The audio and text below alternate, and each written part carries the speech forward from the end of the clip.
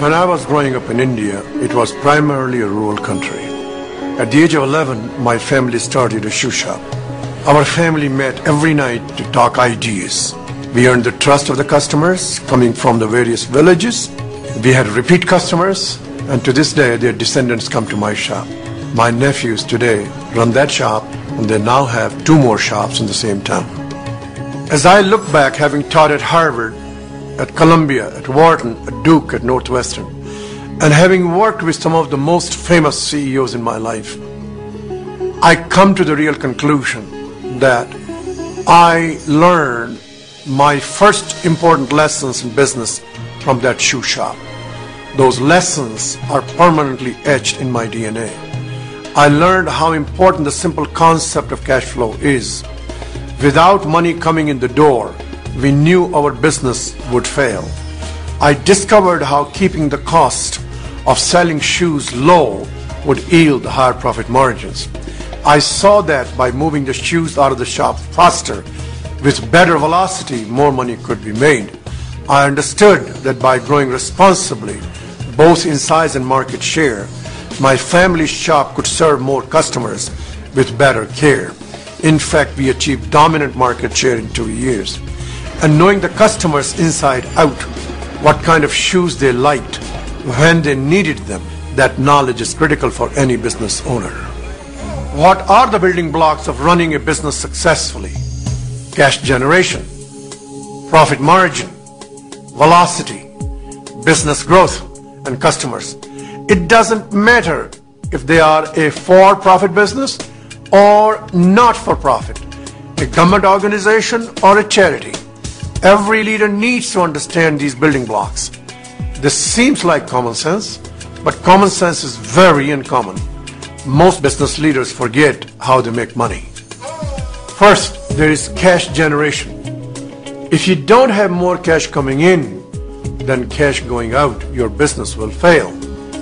Cash can come from various kinds of sources, like customers in profit-making organizations, or donors and grants for charities, or tax collections for governments. Look at Amazon.com, one of the pioneers of internet-based retailing. When Amazon.com first started, it did not carry inventory that gave it a huge cash advantage over traditional booksellers, which had lots of books and lots of bookstores and warehouses.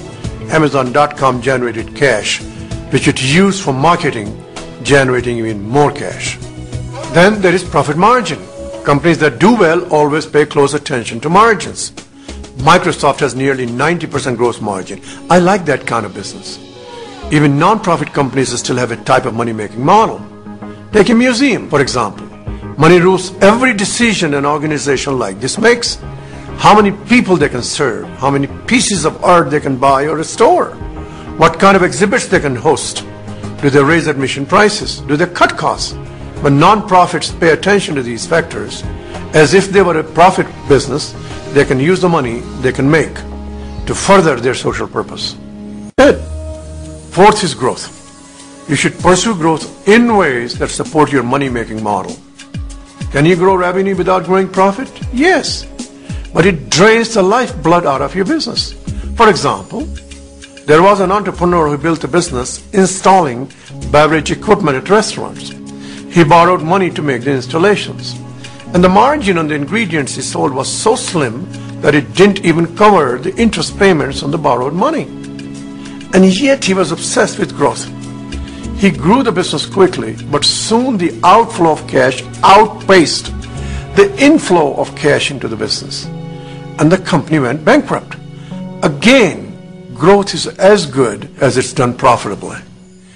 Finally, you have to know the customer, not just the numbers. It is the customers who provide revenue, margins, cash, and growth. Leaders need to take a street vendor's approach. The street vendors are extremely well tuned to their customers for sheer survival. Simply by observing with a keen eye, their preferences change over time. No matter what your position is, you do affect your organization's money-making model. It's up to you whether you affect it positively or negatively. Think about it. Even a mailroom clerk helps improve cash flow by mailing the invoices on a Friday before the mail is taken away and not waiting to send them on Monday. Conversely, by opening incoming mail early and getting checks deposited quickly, the money is in the bank earning interest. What I have found working with great leaders, that they master the 5 building blocks and they are comfortable answering these 3 questions. First, what is the money-making model of my organization? Second, how does my team contribute to the money-making model? Third, does everyone on my team know the answers to the first 2 questions? Do you want to be a great leader? Effective leader? Then have that shopkeeper's mentality.